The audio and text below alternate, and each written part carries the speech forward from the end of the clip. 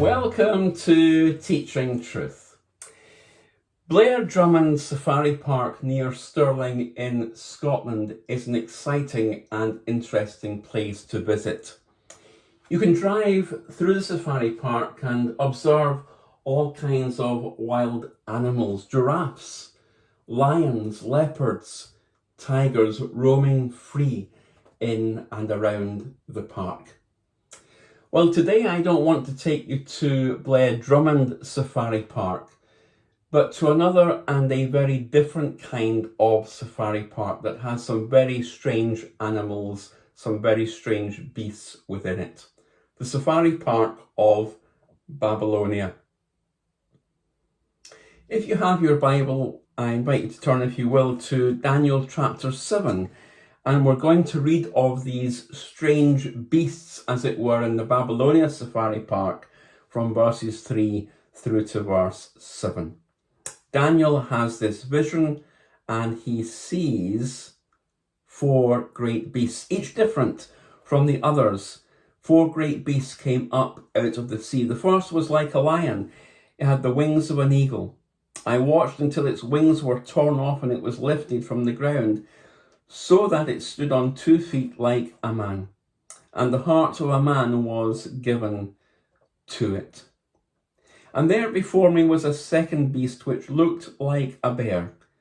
It was raised up on one of its sides, and it had 3 ribs in its mouth between its teeth. It was told, "Get up and eat your fill of flesh." After that I looked, and there before me was another beast, one that looked like a leopard, and on its back it had 4 wings like those of a bird. This beast had 4 heads, and it was given authority to rule. After that, in my vision at night, I looked, and there before me was a 4th beast, terrifying and frightening and very powerful. It had large iron teeth. It crushed and devoured its victims and trampled underfoot whatever was left. It was different from all the former beasts, and it had 10 horns.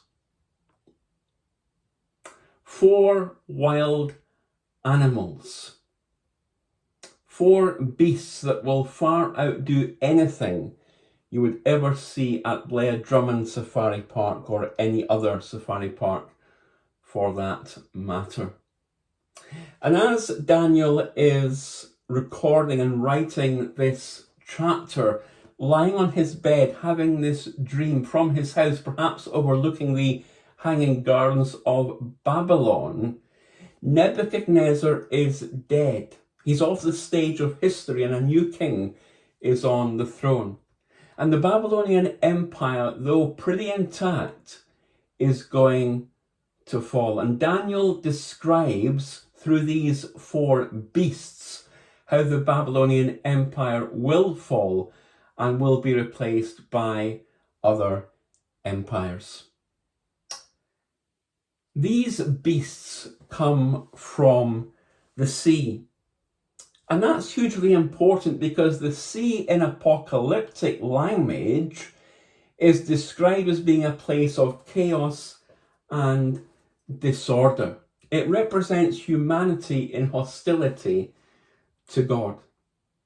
Just as the sea is sometimes stormy, so the nations of the world are sometimes in confusion and sometimes at war. And just as the waves and currents of the sea are unpredictable, so the course of world history is beyond man's ability to chart or to predict. The parallels with these 4 beasts that Daniel sees and prophesies about in Daniel chapter 7 have parallels with the dream of Nebuchadnezzar in Daniel chapter 2. The king saw a great and impressive image made of valuable metals, while Daniel saw dangerous beasts that ruthlessly devoured peoples and nations. So what did Daniel see? Well, first of all, he saw a lion. The lion is the king of the jungle. This lion had wings like an eagle. And what is the eagle? The eagle is the king of the birds. If you were to drive in your chariot in those days down the mall, as it were, to the Buckingham Palace of Babylon, you would see that the mall was lined with lion statues with eagle wings. This represented power. But note here that the wings had been plucked off. Now, do you see the parallel with Daniel chapter 2, where Nebuchadnezzar had been brought down and was made to scavenge around like an animal? This was representing Babylon, and that the Babylonian Empire would be brought low and would fall. The bear, Medo-Persia, this is referring to. A bear at the best of times can be a frightening beast. But this was an interesting bear because one side was raised above the other. And that represents Persia, because Persia was by far the dominant part of the Medo-Persia partnership, as it were. And the three ribs refer to the fall of three significant kingdoms that were going to take place and did take place during the time of the Persian Empire. The Lydian kingdom, which fell in 546, the Chaldean kingdom that fell in 539, and the Egyptian kingdom that fell in 525. What about the leopard? This is related to the bronze part of the statue that Nebuchadnezzar had created in Daniel 2. The leopard is the fastest animal in any safari park. When I went to Blair Drummond Safari Park and saw a leopard running, it went at a fair rate of knots. But this leopard is a very interesting leopard, because this leopard had 4 wings on its back to give it speed. And so speed is the characteristic of this third kingdom. Now, what is this third kingdom? Well, this third kingdom is Greece. The kingdom, not the movie. And the leader of the Greek Empire, who was he? He was Alexander the Great. And if you know anything about Alexander the Great, you'll know that he conquered the empire in one reasonably quick, extended 10-year campaign. He conquered the then known world. This beast had 4 heads, and it was given authority to rule. Alexander the Great was given authority to rule, but these 4 heads represented the fracturing into 4 parts, the kingdom which Alexander the Great had conquered, the fracturing into what we know as Macedonia, Turkey, Egypt, and Asia.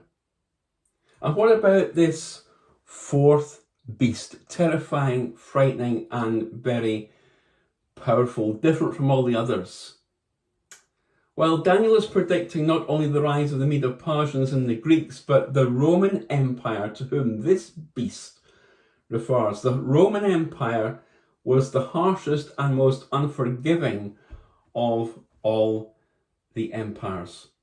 And so Daniel, through this vision, is describing the kingdoms that will come and that will go. Kingdoms and empires that will seduce and suck people, and did suck people, into their own cultures. Not so hugely different to the empire, small e, and cultures that we live in today. The movie World War Z depicts UN investigator Jerry Lane, played by Brad Pitt, and his family who get stuck in urban gridlock. He senses it's no ordinary traffic jam, and his suspicions are confirmed when suddenly the city erupts into chaos. A lethal virus spread through a single bite turns healthy people into something vicious, unthinking, and feral. And through these kingdoms, and through our modern day kingdoms, as it were, and modern day culture, there are lots of lethal beasts out there. Beasts that masquerade in all sorts of different ways, lethal viruses, spiritually speaking, that can derail and disrupt individuals and churches. Beasts that are rising out of the sea of our culture. Beasts of social media, of political unrest, of consumerism, and so on and so forth. Beasts of money, sex and power. Beasts that come from all sorts of directions. So Daniel here is talking not just of the kingdoms in his day that would come and would go, but it's also prophesying with an eye to the future. Daniel was living in the Babylonian Empire, but he knew that Babylon would be taken by the Medes and Persians, and that Greece would conquer the Medo-Persian Empire, and Rome would eventually conquer all. The curtain on the stage of history was drawn back for Daniel to discover the beasts of the sea. Interesting beasts in the safari park of Babylonia that spoke to Daniel. Beasts that even speak to us today.